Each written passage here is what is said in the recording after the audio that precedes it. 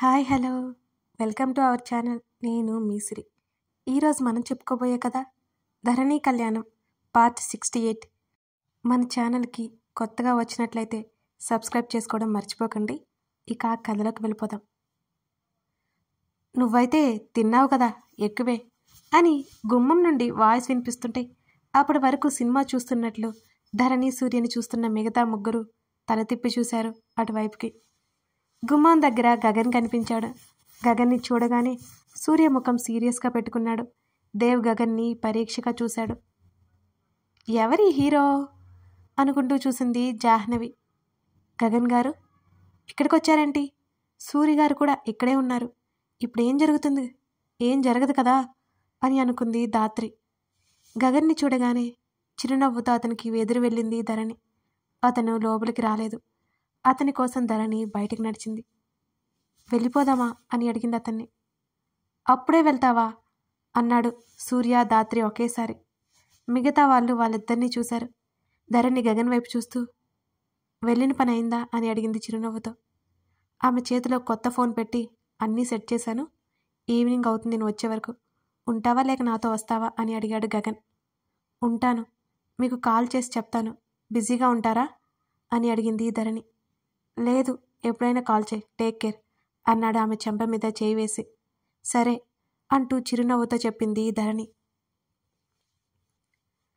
ఒకసారి లోపలికి చూసిన గగన్కి హలో మిస్టర్ మహాదేవ్ అన్నాడు దేవుని చూస్తూ.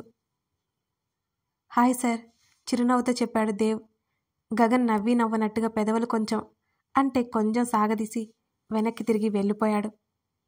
గగన్కి దేవ్ ఎలా తెలుసో అర్థం కాలేదు అక్కడున్న ఎవరికి. వెనక్కి తిరిగి వెళ్ళిపోతున్న గగన్ని చూస్తూ ఇతను ధరణి హస్బెండ్ కదా, గుర్తులేదు అనుకుని హలో సార్ అని అరిచింది జాహ్నవి. వెనక్కి తిరిగి చూశాడు గగన్. అప్పటి వరకు గగన్ని చూస్తున్న దేవ్, సూర్య, ధాత్రి, జానుని ఆశ్చర్యంగా చూశారు. జాహ్నవి వైపు అయోమయంగా చూసింది ధరణి.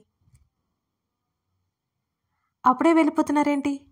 లోపలికి రండి అని పిలిచింది Janu. I have to go అన్నాడు ముఖంలో ఏ భావాలు చూపించకుండా. అలాగే అన్నట్టు తల ఊపింది జాను. గగన్ని చూస్తుంటే ఏం మాట్లాడాలో అర్థం కాలేదు ఆమెకు. మరి ధరణి వైపు ఒకసారి చూసి అక్కడి నుంచి వెళ్ళిపోయాడు గగన్. లోపలికొచ్చింది ధరణి. ఏమైంది అని అడిగింది. అందరూ లేచి నిలబడి బొమ్మల్లా ఉంటేను. సూర్య మాత్రం అలాగే కూర్చున్నాడు. ఏం లేదన్నట్టు అందరూ తల ఊపారు. దేవ్ గారు మీకు గగన్ గారు తెలుసా అంటూ సూర్య పక్కన కూర్చుంది ధరణి. ముఖపరిచయం మాత్రమే ఉంది అని అన్నాడు దేవ్. ఎలా అని అడిగింది ధరణి. మీ మామయ్య గారు ప్రకాష్ గారి దగ్గర వర్క్ చేశాను. అప్పుడు ఒకసారి మీ హస్బెండ్ని కలిశాను. జస్ట్ 10 minutes అంతే. బాగా గుర్తుపెట్టుకున్నారు. నేను అసలు ఎక్స్పెక్ట్ చేయలేదు అన్నాడు దేవ్ అదే చిరునవ్వుతో. ఓహ్ అనుకున్నారు అంతా. ధరణి వెళ్దామా అని అడిగింది ధాత్రి. ఎక్కడికి సూర్య అడిగాడు ధాత్రి వైపు చూస్తూ. మా ఇంటికి అని చెప్పింది ధాత్రి. ఇక్కడ ఏం జరుగుతుందో ఎవరైనా చెప్తారా అని బిక్కమొహం వేసుకుని అడిగింది జాను. జాను అని పిలిచాడు దేవ్.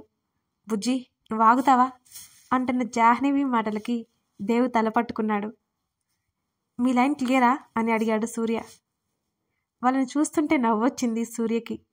ధరణికి జాహ్నవి బాగా అల్లరి చేస్తోంది అని అర్థమైంది ధరణికి. అంతే స్వచ్ఛంగా ఉంటుందని తెలిసిపోయింది కూడా. ఓ యాంగ్రీ మెన్, లైన్ క్లియర్ అవడం ఏంటి?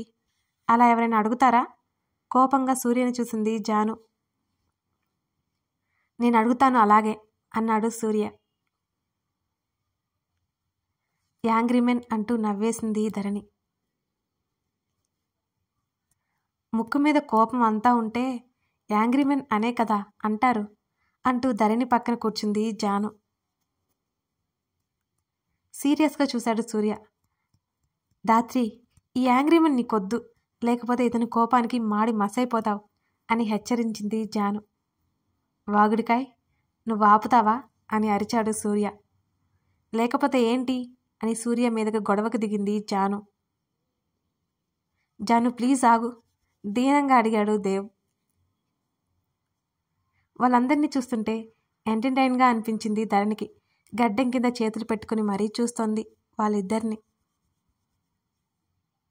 సూర్యని ఆపలేక దాత్రి, జాహ్నవిని ఆపలేక దేవ్. మధ్యలో బిక్కు మొహం వేసుకుని చూడడం ఇంకా నచ్చింది ధరణికి. ఎక్కడ తెచ్చావురా ఈ ఆగడికాయని? నీరసంగా ముఖం పెట్టాడు సూర్య. యాంగ్రీమెన్ తెచ్చేదేంటి బుజ్జి? ఈ యాంగ్రీమెన్ నీకెక్కడ తగిలాడు అని దేవ్ దగ్గరికి వెళ్ళి చేతిని పట్టుకుని ఊపేసింది జాను. ఒక చేతిని తన నుదురికి ఆనించుకుని తలవాలు చేశాడు దేవ్. ఆపుతారీక ఆగలేక అరిచేసింది దాత్రి. ఒకరి ముఖం ఒకరు చూసుకుని ముఖాలు తిప్పేసుకున్నారు జాహ్నవి, సూర్య. దేవ్, మేము బయలుదేరతాం అని చెప్పింది దాత్రి. నాకిష్టం లేదు అన్నాడు సూర్య వెంటనే. నీ ఇష్టంతో మాకేం పని అని చెప్పింది ధరణి సూర్యని చూసి కళ్ళు ఎగరేస్తూ. ధరణిని కోపంగా చూశాడు సూర్య. ధరణి నవ్వింది. దాత్రి, నీతో చాలా మాట్లాడాలి అని చెప్పాడు సూర్య. ఇప్పటి వరకు అదే కదా చేసింది, మధ్యలో కల్పించుకుంది జాహ్నవి. వాగుడికాయ్, నువ్వు కాసేపు ఆగు అంటూ జాహ్నవిని కసిరి దాత్రి అంటూ దాత్రిని బ్రతిమాలుతున్నట్టుగా చూశాడు సూర్య. హౌ స్వీట్, నువ్వు రిక్వెస్ట్ చేస్తుంటే చూడ్డానికి చాలా బాగుంది అని చెప్పింది ధరణి. దరు స్టాప్ అన్నాడు సూర్య. ధరణి భుజాలు కదిలించింది. ఓయ్, నువ్వేంటి ధరణినే చూస్తున్నావు? దేవ్ చెవులో గొనిగింది జాను. అంటే చాలా రోజుల తర్వాత కనిపించింది కదా, చూడాలనిపిస్తోంది అని నవ్వుని దాచుకుంటూ జాహ్నవి వైపు చూశాడు దేవ్ అమాయకంగా ముఖం పెట్టి. ఉరిమి చూసింది జాను దేవ్ని. నువ్వే కదా జాను ఎంత టైం అయినా తీసుకోమని చెప్పావు, నాకు కాస్త టైం కావద్దా అని అడిగాడు దేవ్. ఎంతసేపైనా చూసుకో, ఇక్కడ నేనెందుకు, ఆఫీస్కి సెలవు పెట్టి మరీ వచ్చాను దండగా అంటూ వెంటనే పైకి లేచింది జాహ్నవి. అందరూ జాహ్నవి వైపు తల తిప్పి చూశారు. బాబోయ్ అని తల పట్టుకున్నాడు దేవ్. జాను ఎక్కడికి అని అడిగింది దాత్రి. నేను వెళ్తున్నాను దాత్రి, ఈ యాంగ్రీమంతా జాగ్రత్త అని దేవ్ వైపు కొరకొరా చూసింది జాను. జాహ్నవిని గుర్రుగా చూశాడు సూర్య. జాను పట్టించుకోలేదు అసలు. బయటికి నడిచింది జాహ్నవి. ముఖానికి చేతిని అడ్డు పెట్టుకున్నాడు దేవ్. తన పని సులువైపోయింది మరి. రేయ్, మీరు మాట్లాడుతూ ఉండండి. వెనుక నుండి జాహ్నవి వెంట నడిచాడు దేవ్. కావాలనే జానుని అక్కడి నుంచి వెళ్ళేలా చేశాడు దేవ్ మరి. ఇంటి బయటికి వెళ్ళిపోయింది జాను. కార్ స్టార్ట్ చేసి జాహ్నవి పక్కన కార్ ఆపాడు దేవ్. జాను పిలిచాడు. కోపంగా ముఖం తిప్పుకుంది. కారెక్కు అని అన్నాడు దేవ్. నేను రాను. నా వంట ఎందుకు వచ్చావు అని అరిచింది కోపంగా. నీతో టైం స్పెండ్ చేయాలని నిన్ను బయటకు వచ్చేలా చేశాను అని చెప్పాడు దేవ్. నిజమేనా అని అనుమానంగా చూసింది అతన్ని. నిజంగా నిజం అని అన్నాడు దేవ్. అబద్ధం అవ్వాలి, అప్పుడు చెప్తా నీ పని అంటూ కోపంగా కారులో కూర్చుంది. జాను నిజం మరోసారి చెప్పాడు దేవ్. అవును, ఈ కారు ఎవరిది అని అడిగింది జాను. నాదే, కాకపోతే ఎక్కువ యూజ్ చేయను, సూర్య ఇక్కడికి వచ్చినప్పుడు యూజ్ చేసుకుంటాడు అని అన్నాడు దేవ్. ఓహ్ అంది జాను. ఎక్కడికి వెళ్దాం అని అడిగాడు దేవ్. నేను గట్టిగా మాట్లాడితే ఎవరికి వినిపించే ప్రదేశానికి తీసుకెళ్ళు, నీతో తేల్చుకోవాల్సింది చాలా ఉంది అని గుర్రుగా చూసింది జాను. యాజ్ యువర్ విష్ అని భుజాలు కదిలించి కార్ని ముందుకు పోనిచ్చాడు దేవ్. ముఖం తిప్పుకుంది జాను చేతులు కట్టుకుని మరి. దేవ్ నవ్వుకున్నాడు ఆమె కోపాన్ని చూసి. అవును, నేను నీకెలా తెలుసు అని అడిగాడు దేవ్. చెప్తాన్లే అంది అతన్ని చూస్తూ. ధరణి పద వెళ్దాం మరోసారి అడిగింది దాత్రి. ఎన్నిసార్లు చెప్పినా వినవా అన్నాడు సూర్య విసుగ్గా. సూర్య, నీకు అసలు బుద్ధి లేదు, నీ పంత నీదేనా అని గట్టిగా అడిగింది ధరణి. లేకపోతే ఏంటి, నన్ను కావాలి అనుకునే కదా నా దగ్గరికి వచ్చింది, ఇప్పుడు కుదరదు అంటే నాకెలా ఉంటుంది అని అసహనంగా మాట్లాడాడు సూర్య.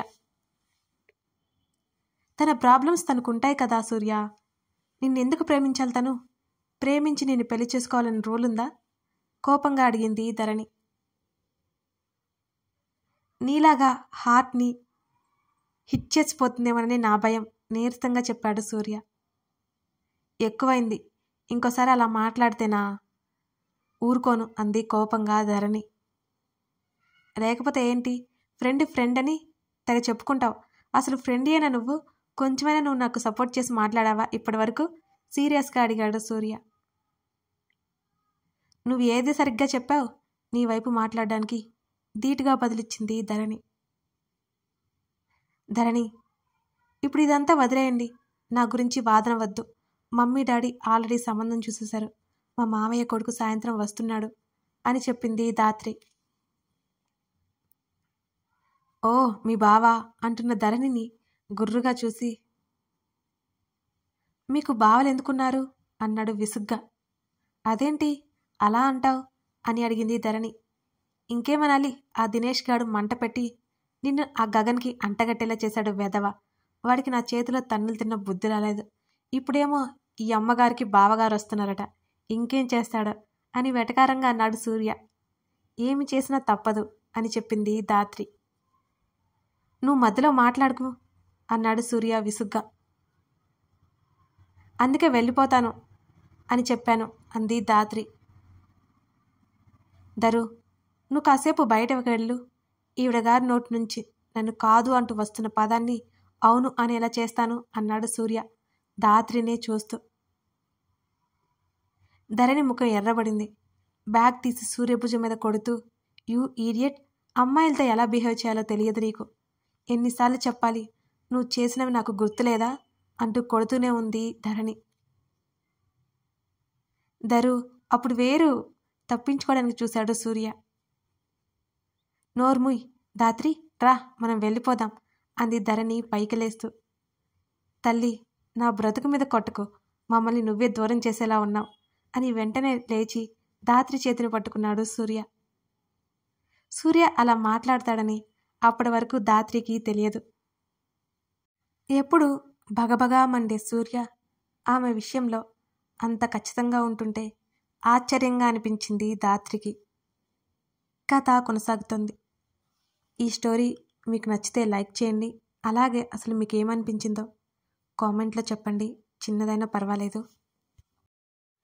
అలాగే మన ఛానల్కి కొత్తగా వచ్చినట్లయితే, ఇప్పుడే చూస్తున్నట్లయితే సబ్స్క్రైబ్ చేసి పక్కనే ఉన్న బెల్ సింబల్ని యాక్టివేట్ చేయండి. వెంటనే చూసేయచ్చు. Thank you.